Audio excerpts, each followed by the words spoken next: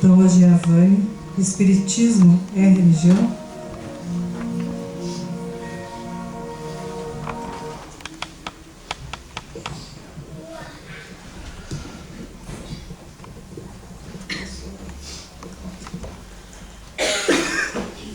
Boa noite a todos.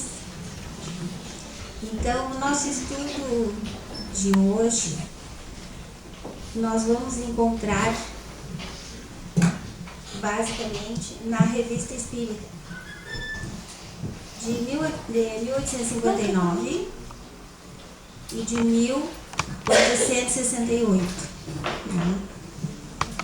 A Revista Espírita fez uma grande abordagem a respeito do Espiritismo naquele tempo, depois da divulgação do Livro dos Espíritos, depois da edição deste livro, né, aonde iniciou-se a doutrina espírita. O conhecimento foi colocado para a humanidade de forma sistemática e de forma muito séria a respeito de como aconteciam os fenômenos, por que aconteciam, né?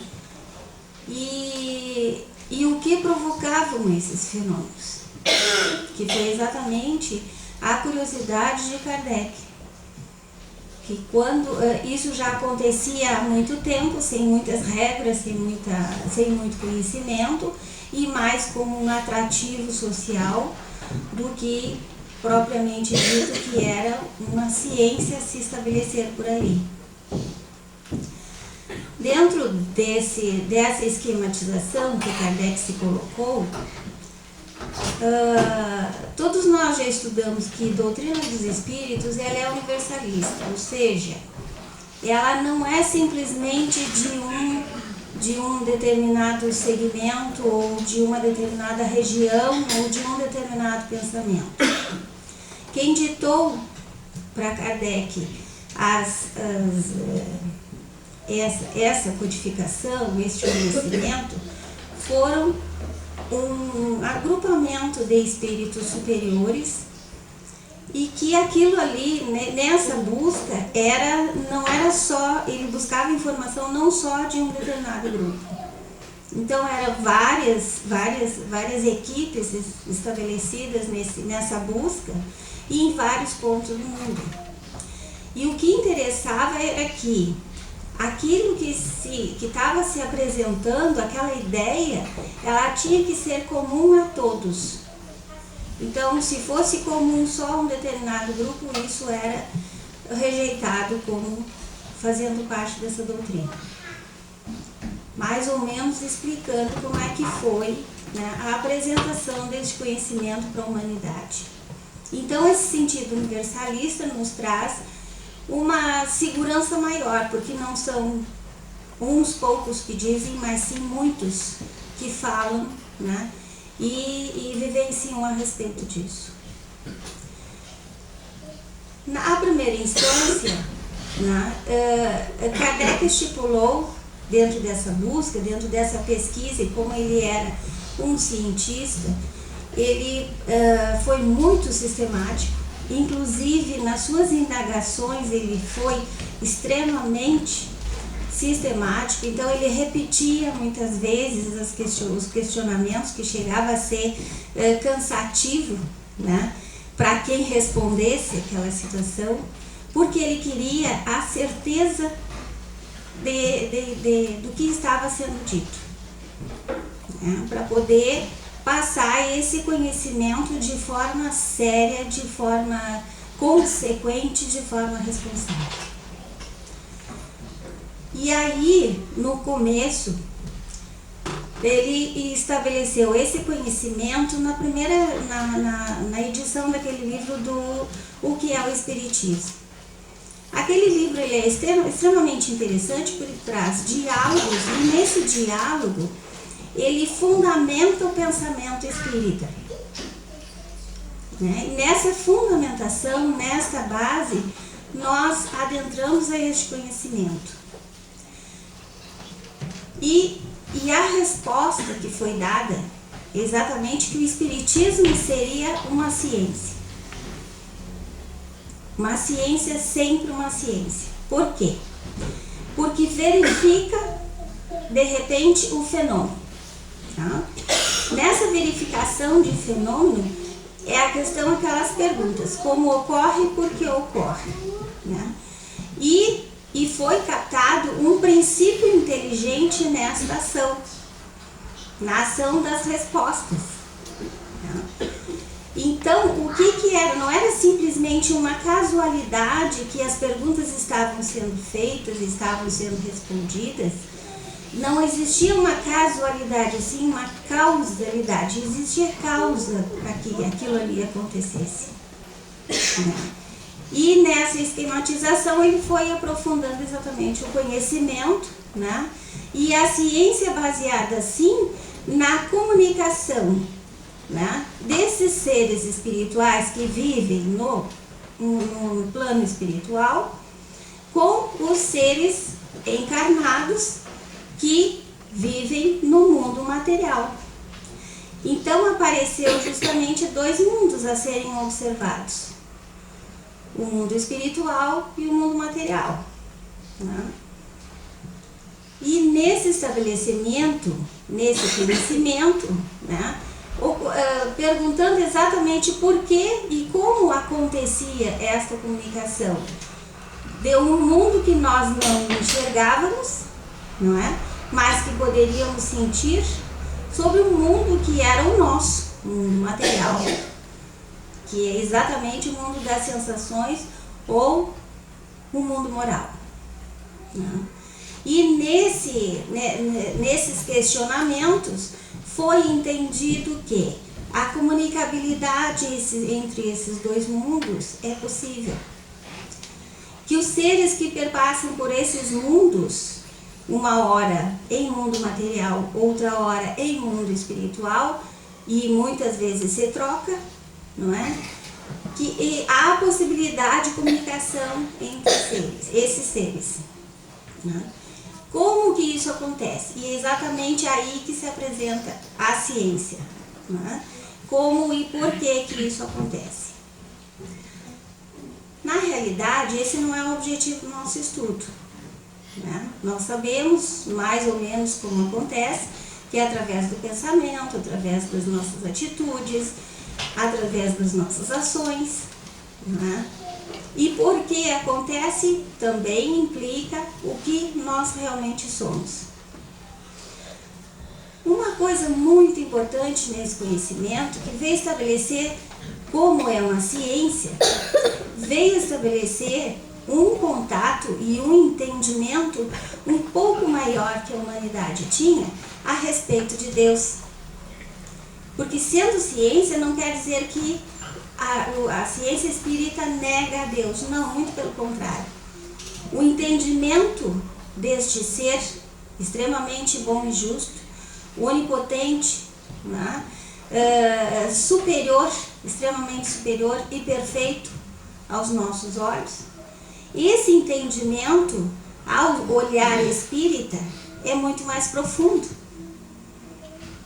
Né? É tanto que no início da codificação, no início do Livro dos Espíritos, ele estabelece a primeira pergunta, que não é quem, mas sim o que é Deus. Né? E a resposta dada, causa primária de todas as coisas. Primeira causa de tudo e de todos. Então, existimos graças a Ele. Né? Então veio fortalecer esse entendimento com relação ao que nós conhecíamos até então de Deus. Né? Que não é um ser que, por exemplo, é um ser que não tem início, não tem fim, não tem um Criador, porque Ele é o próprio Criador. Se não fosse assim, não seria Ele. Né? Então, trazendo o pensamento lógico, raciocinado, em cima desse conhecimento que até então para as nossas mentes não é completo. Nós não temos o conhecimento pleno de Deus. Inclusive, no andamento do questionamento de Kardec, os espíritos chegam a uma determinada parte, mais ou menos lá pela questão 20, 19, por aí, mais ou menos, não lembro o número exatamente. Mas ele disse que vocês têm que entender, é assim, não avancem mais porque o entendimento e a compreensão de vocês não alcançará. Né? Então, que bastava aquilo para nós, que a gente pudesse compreender a respeito de Deus. Então, isso, através desse pensamento, desse bom senso, nós sabemos que podemos ir até um determinado ponto, limite, que o limite não é dado por Deus, e sim o limite é dado pelas nossas estruturas mentais e morais, enfim, né, físicas inclusive, que é a questão da nossa questão física, nosso movimento cerebral, como é que se estabelece, e nós sabemos que não temos isso completamente. Pela estrutura de cérebro que nós temos, trabalhamos e conhecemos muito pouco dele, né? Então, não quer dizer que a gente não consiga avançar por esse limite dado por nós, pela nossa própria limitação da matéria, que a gente não recuse esse conhecimento. E aí nós aceitamos muito mais, não é?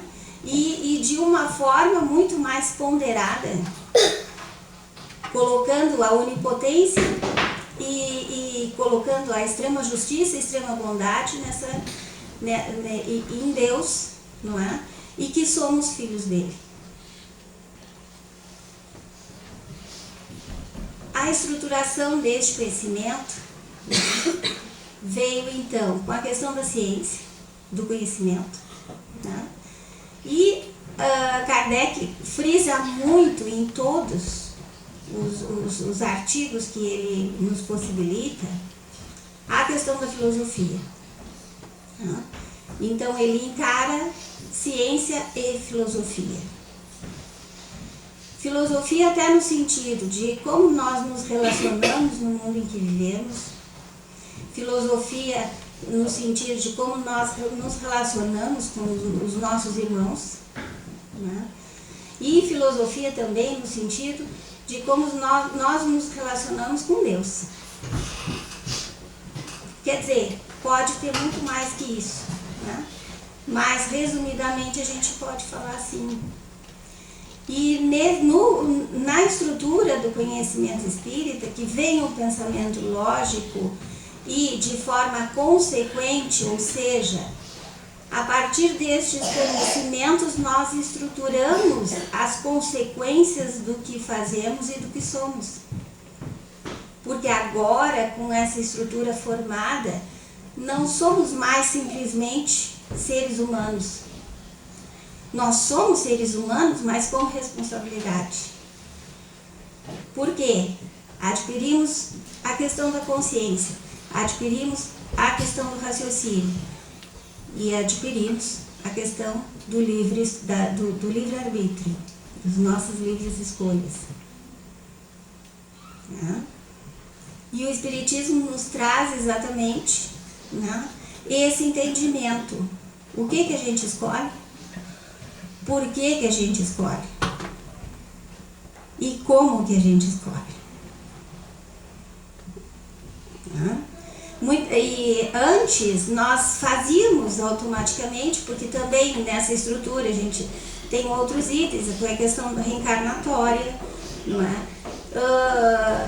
Que já está implicitamente colocado nessas situações de conhecimento estruturado, conhecimento espírita, né? E aí nós, nessa compreensão, nós ampliamos as nossas percepções. Então não estamos mais só aqui em mundo material, né? Aqui na Terra, vivendo e tendo as suas consequências, mas também nós entendemos que essa nossa construção não pode ser de agora. Não pode ser de agora, para alcançar o nível que nós estamos, que ainda não é um nível adiantado, mas de uma compreensão maior não é? De que quando se estabeleceu lá na Idade da Pedra. Então, que caminhada é essa que nós estamos tendo e que estamos adquirindo, né? Que estruturações que nós vamos fazendo com esse nosso ser, que sabemos agora encarnado, mas que em algum momento nós vamos desencarnar e nem por isso a nossa vida vai terminar. Vamos continuar de uma outra forma, né? Em outra, de repente em outra dimensão, mas continuaremos. Voltaremos aqui quantas vezes forem necessárias. Então, nesse ir e voltar, nós vamos construindo, e é exatamente por isso que a codificação, o conhecimento espírita, não se estabeleceu antes. Se estabeleceu exatamente em 1857 para cá, para que a gente, porque ali nós estávamos relativamente prontos para absorver este conhecimento e aí implicá-lo nas nossas ações, na nossa vida e aí na nossa vida moral. E aí, conversando, eu com alguém, eu perguntei o que a pessoa entenderia por vida moral. Aí a pessoa diz, uma vida certinha? Não, a vida moral é diferente. Inclusive no entendimento nós temos algumas citações do Kardec, que é na Revista Espírita, né?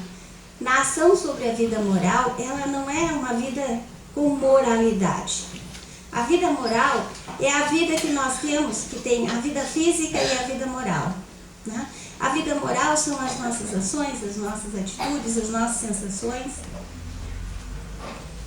juntamente, né, com as suas consequências, enfim, né, e com a ação que nós temos na nossa matéria.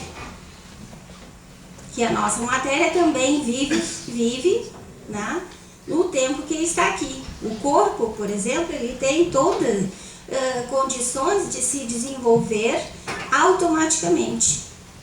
Quando nos alimentamos, automaticamente é feita a digestão, de forma, às vezes incompleta, isso depende de cada um, mas é para ser assim. Nós respiramos automaticamente, é para ser assim, né? Então, essa é a vida física, e a vida moral é no entendimento, e aí nessa especificação são as nossas atitudes, os nossos pensamentos, né? As nossas ações. Isso implica na nossa vida moral, né? Nesse entendimento de vida moral, Kardec frisou muito, né, que poderia ser aí o espiritismo religião, no sentido da ação da vida moral, sim.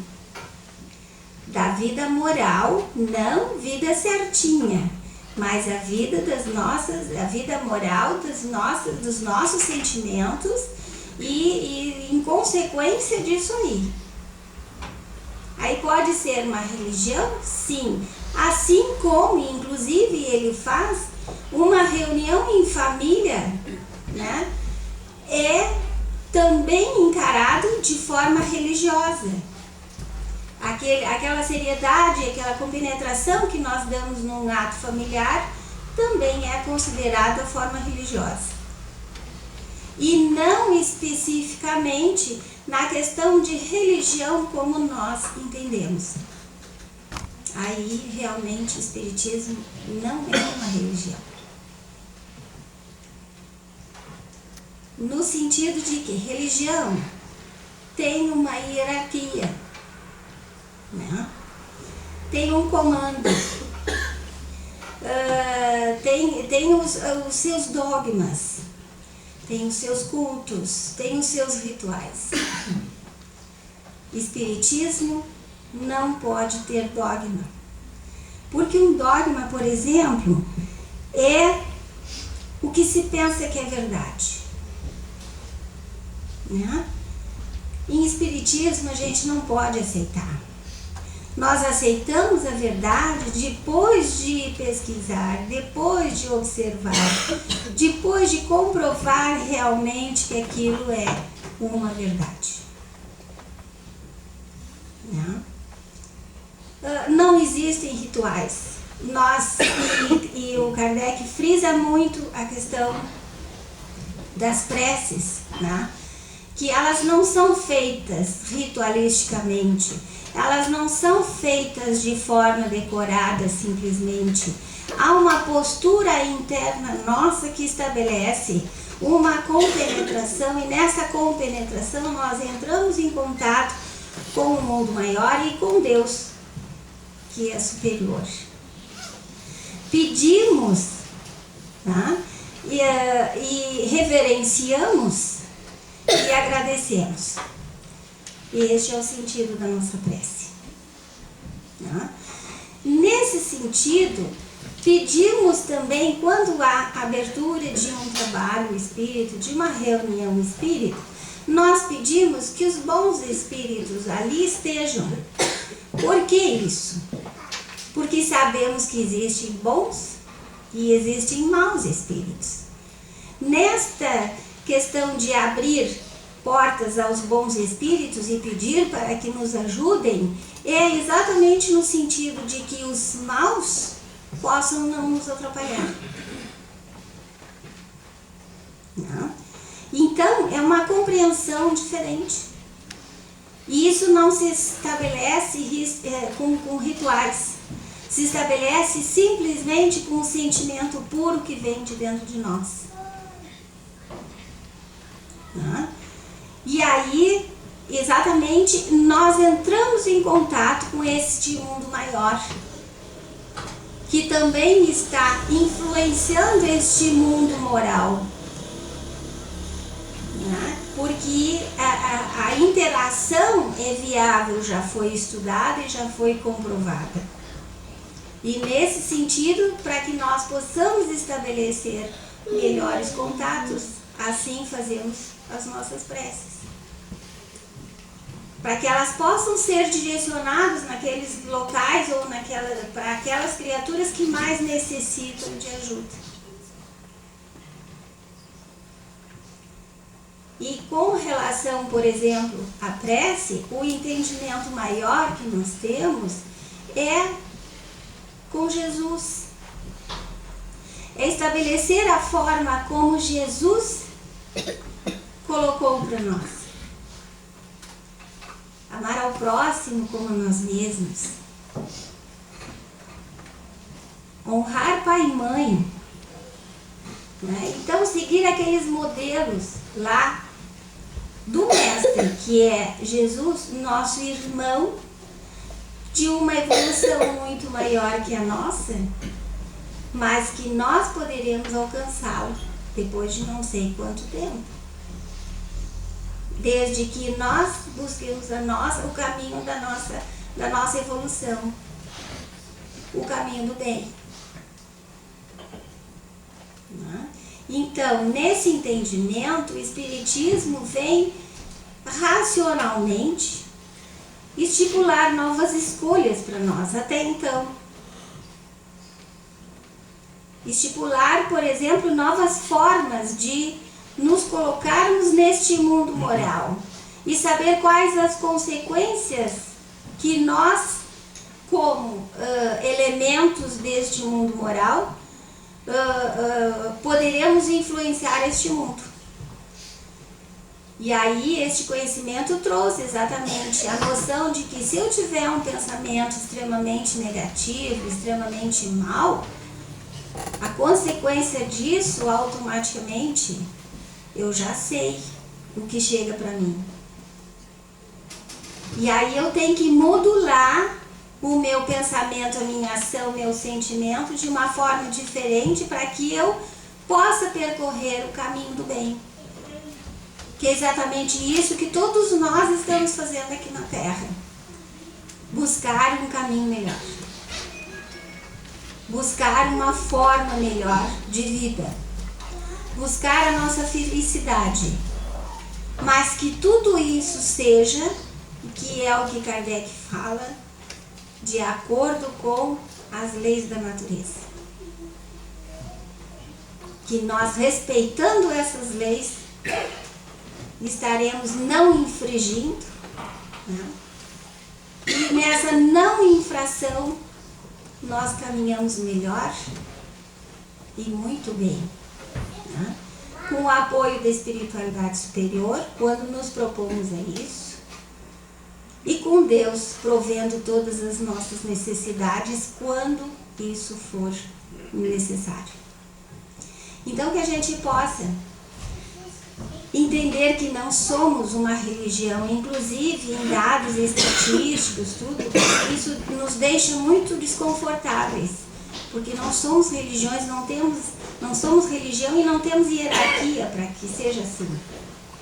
Não obedecemos a cultos nem rituais, mas que intencionamos, talvez não se faça ainda muito bem, mas intencionamos o caminho do bem. Isso é fato, né? E como isso é fato, em consequência haverá, né? Desde que eu possa modificar as ações, o que me intenciona nesta caminhada. E aí a busca é exatamente para o autoconhecimento, porque nessas estruturas, eu conhecendo como eu sou e o que eu sou, eu posso me modificar e me transformar. Ou seja, encontrar o caminho da evolução, que é outro princípio doutrinário. Enfim, que a gente possa estabelecer novas formas de pensar e fazer, novas estruturas, não tão repetidas, porque já repetimos muito. Agora exatamente é o momento de fazer de uma forma efetivamente diferente. E para isso nós temos uma ferramenta que existe em nós mesmos, que é a nossa própria vontade. Jesus já nos disse, né, que nós deveríamos ser deuses. Então a proposta é exatamente essa, no caminho correto, né, numa ação melhor, num pensamento mais evoluído e num sentimento muito mais educado. Então que a gente possa continuar nessa proposta. Muita paz.